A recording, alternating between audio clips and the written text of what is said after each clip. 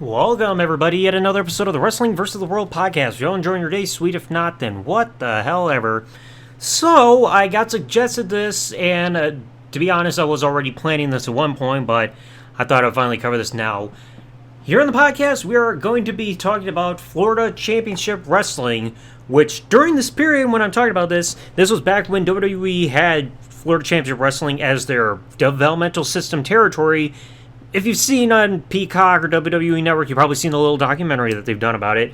And we know they've gone through plenty of other company, like, territories and everything. They've gone through OVW, Maryland Championship Wrestling, Heartland Wrestling Association, stuff like that. So they've gone through all this, and now in 2008, they've got Florida Championship Wrestling, which has their TV deal. And today, we're going to be going over the debut episode, and yes, this will be going on through the podcast. A bit of a disclaimer, though, I can't review every single episode. I think there are like about 3 episodes that are completely lost at this point. One of them shouldn't be, because I know one of them involves a title change, but regardless, I'm going to try to go through everything that I can. But before we get started, I'm going to list what champions that they had at the time of all this, because with this company, they only had 2 championships overall within just FCW. The Florida Heavyweight Championship and the Tag Team Championships. Now, when this episode was taped, it was July 17, 2008, but aired on October 5th, 2008. The FCW Heavyweight Champion at the time was Jake Hager, otherwise known as Jack Swagger later on, and the Tag Team Champions as of the day that this was filmed on a house show would be the Puerto Rican Nightmares, aka Eddie Colon, who you may remember as Primo, and Eric Perez, who will later become on the main roster briefly known as Eric Escobar. If you don't remember him, don't worry, nobody does. So let's get into this. At the very start of the show, it is advertised that John Cena will be appearing on this episode for the series premiere of the broadcast. And since this was taped in July, this was before his neck injury that he had at SummerSlam against Batista, so he's raring and ready to go. And it's also announced that the main event is going to be Jake Hager defending his FCW Florida Heavyweight Championship against Handsome Heath Miller, or you may remember him as Heath Slater, the Wendy's chick. So that's only one match announced so far, but we'll see how this all goes as we go along.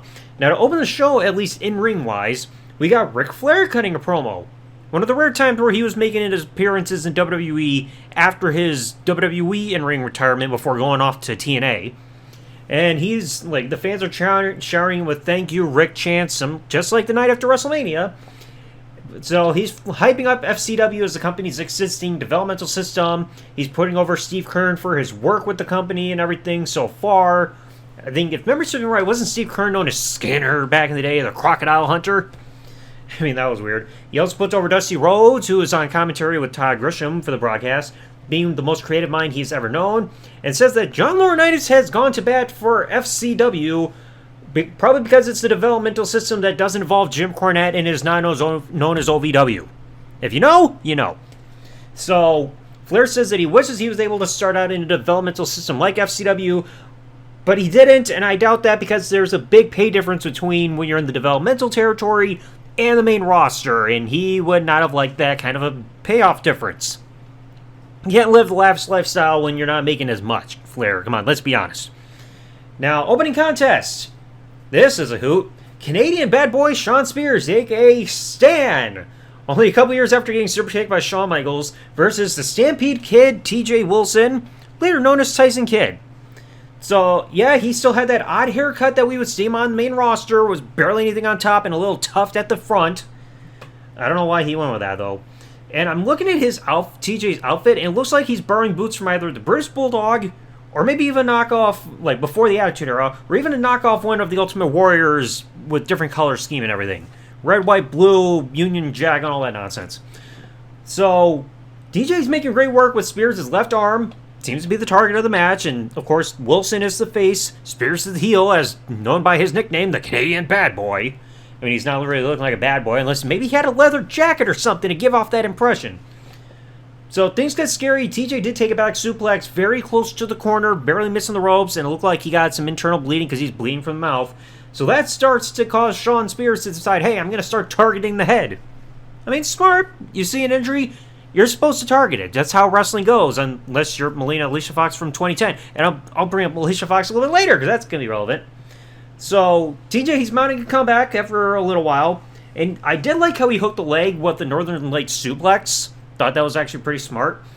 But he didn't get the job done. He also missed a follow-up springboard elbow drop, which I think was one of his finishers later on. So then after he got to near fall on from a small package, then immediately after Spears kicks out of that, he gets what looks like a neck breaker of sorts. I guess that was somewhat of his finisher, and gets the win. So yeah, Ty Dillinger, who we won't see, this isn't the last we'll see of him on the show, he gets win over Tyson Kidd. And no, when he was named the Stampede Kid, it was spelled with one D.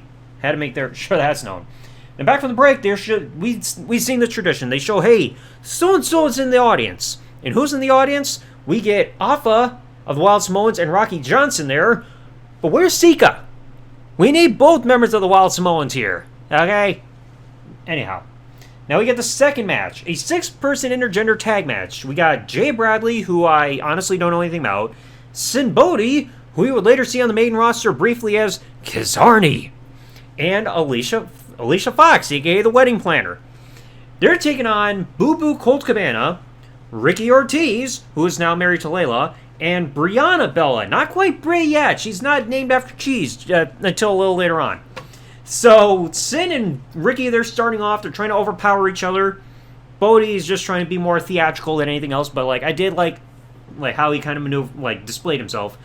And Ricky seems to be dominating Sin before they both tag in their partner. So Jay Bradley comes in, Ricky Ortiz comes in.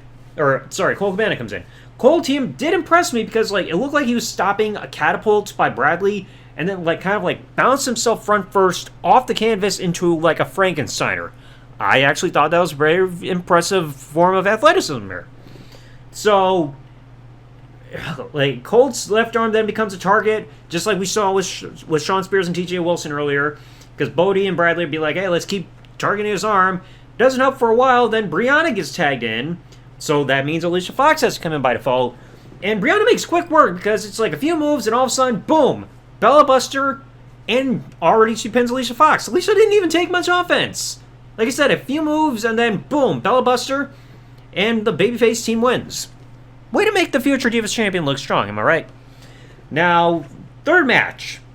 Because they don't do these in-between things right now, at least with backstage stuff and in-ring segments just yet, or interviews. We got the natural Nick Nemeth, a.k.a. Spirit Squad Nicky, versus Greg Jackson, who will later be known as Trent Beretta and Greg Marachulo. It's a good thing he did not go with the name Greg Jackson, because every time I hear that, I keep thinking, oh yeah, Onision.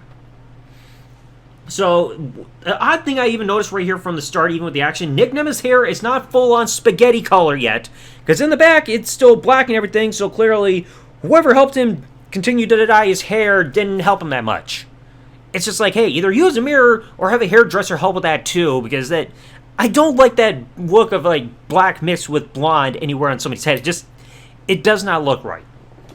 So Jackson, he's getting a lot of fast-paced offense and everything. He gets a Frankensteiner, but then gets hit in midair trying to springboard off the back end of the ring with a midair dropkick. And Nemeth, he's trying some of his offense. He's trying to do the leaping elbow drops we would see later on. He was trying to do a bit of that headstand while in the headlock move, but didn't get all that. Jackson, he gets a short-lived comeback, but then he would eat the corner after charging at Nemeth, and then Nemeth would hit what he calls the Blonde Ambition. You may notice as the jumping reverse STL, the same finisher that R-Truth, Shelton Benjamin, and MVP would share. So he wasn't doing the zigzag just yet, but instead it was the leaping reverse STO. And he called, like I said, he called it the Blind Ambition. I had to look this up. But yeah, not bad. Not bad. It feels weird for him to be known as the Natural, and then the next year, it was either that year or the next year, he somehow gets suspended for a wellness policy violation. I don't know if it was ever clarified, but clearly he did something to get himself suspended for a little bit. Now, we then get to the part that we were advertised for the show. John Cena! Oh, don't worry, you can't see him yet still. And he's arrived in the FCW arena, and the crowd sounds happy to see him there. Usually you hear it being split, probably because there's usually more fans there. So, he claims that a lot of money was put into the production of this broadcast in this developmental system, which I had to question because there's been a history of developmental territories linked to WWE not having good funding. You want to hear about, like I said, you want to hear about it? Listen to anything about Jim Cornette talking about his history with OVW before getting fired from WWE. They didn't have much money to really work with. So, Cena, he's like, hyping up the crowd. He makes a couple jokes saying like, oh, gas here in Florida costs $800 a gallon and costs $300 to attend a pro football game. I mean, you jump forward 17 years later, it feels like that too, and the money, like, at least that's cheaper than going to a WWE show, you know. So, it feels like Cena jumped the gun there. Or maybe he's a time traveler. I don't know.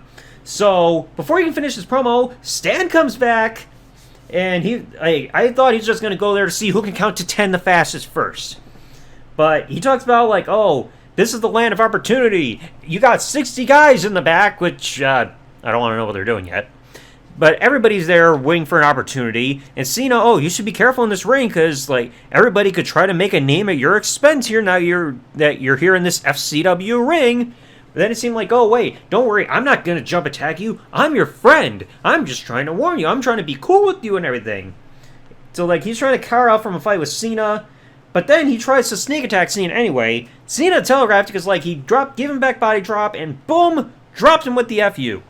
And yes, they were still calling it the FU because they weren't PG yet at the time of the episode taping, and I don't think they called it the AA until like beginning of 2009, if I'm remembering correctly.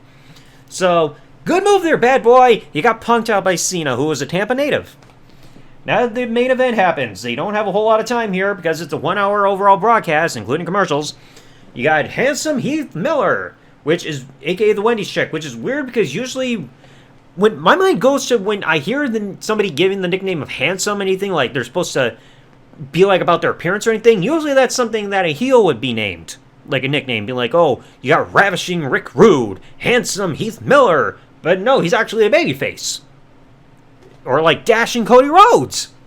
So he's taking on the FCW Florida Heavyweight Champion Jake Hager, aka American Smiley, for his Florida Heavyweight Championship. And I bring up that name just because, like, before, like, earlier that year, they actually had a different heavyweight championship. I think it was, like, the Southern Heavyweight Championship or something like that. And they unified that with this current title.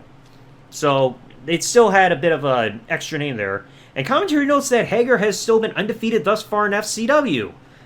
I mean, if you really want to make him, like, lose and be distracted, just give him a goofy hat, why don't you? So, I did like how early on Heath got an inverted atomic drop on Hager, just, like, by telegraphing that he was about to do a leapfrog. Because they do the whole, drop-down leapfrog sequence. So an inverted atomic drop to counter that? Good move. Now Hager, he would hang Heath on the top rope from that front suplex, and then give him a knee lift to send him flying out to the floor. Did like that. So Hager, he also gets an abdominal stretch on Slater / Miller. Heath. I'll just call him Heath. Don't get him confused with the actor that did the whole Batman Dark Knight Rising. So Heath, like, then gets thrown to the corner and gets a vicious clothesline that makes him look like he got his head taken off. But then when Hager tries to get that bomb, like the Vader bomb kind of out of the corner, misses that. Miller goes for his comeback, and I did like the spine buster he delivered, but then Hager's still kicking out. Then Miller goes to the top rope, diving sunset flip from near fall, and then it looked like, I don't know if he was trying to go for like a jumping neck breaker, or like almost looking like what would eventually be the zigzag from Ziggler.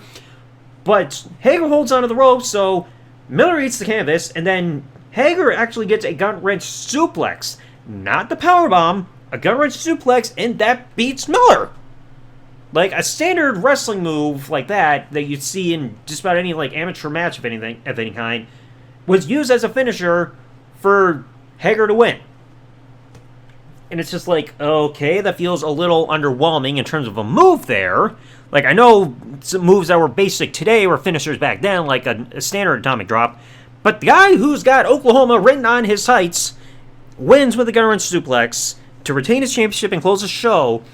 And to actually close the show, they've aired footage from Gordon Soley from when he was in Championship Wrestling from Florida with his tagline saying, "So long from the Sunshine State." So yeah, that was a bit of a weird, like, intro there for, like, the series. Because it's like, you see these wrestlers who we would know later on under different names and everything. Because, like I said, Natural Nick Nemeth, we'll know him as Dolph Ziggler. Shawn Spears, he'll be known by that same name later on in AEW, but came to the main roster as Ty Dillinger, 10-10-10. Greg Jackson became Trent Beretta. Colt Cabana didn't really do much on the main roster. Jay Bradley, I don't know whatever happened to him. Brianna, but she gave him cheese, Bella, and all that stuff. And we saw, like, Sin Bodhi, he didn't even last long on the main roster. DJ Wilson, I know his career got cut short later on because of an accident in the ring, but he's a highly acclaimed producer backstage, so bravo to him. But yeah, this feels weird to even see where these guys and gals all got started on in the developmental territory, but it is also kind of interesting to see, like, what they had at the time, and then we see how far they grew on the main roster later on. I mean, I know out of everybody, like, Ziggler was the one that came back from the main roster and everything, and it feels weird for him to have that nickname of The Natural, but I think this was a fine start. So anyway, let me know in the comment section below, what did you all think about this debut episode of FCW TV, and eventually we're going to keep going through the series and everything. I mean, there are a lot of episodes to cover, but like I said, there are about 3 episodes, at least that I can count, and I've actively tried to find the missing episodes, but haven't been able to so far. But there are at least 3 episodes that I'm not going to be able to cover in the series, but I'll try to fill in the gaps when we get to those points. But anyway, let me know your thoughts in the comment section below. If you enjoyed today's episode of the podcast, folks, please remember, leave a like, subscribe with the bell, turn on here on YouTube, comment what you thought below, and I'll catch you all in the next episode. Thanks for listening, folks. Like, comment, subscribe. Peace out, and good day, everybody.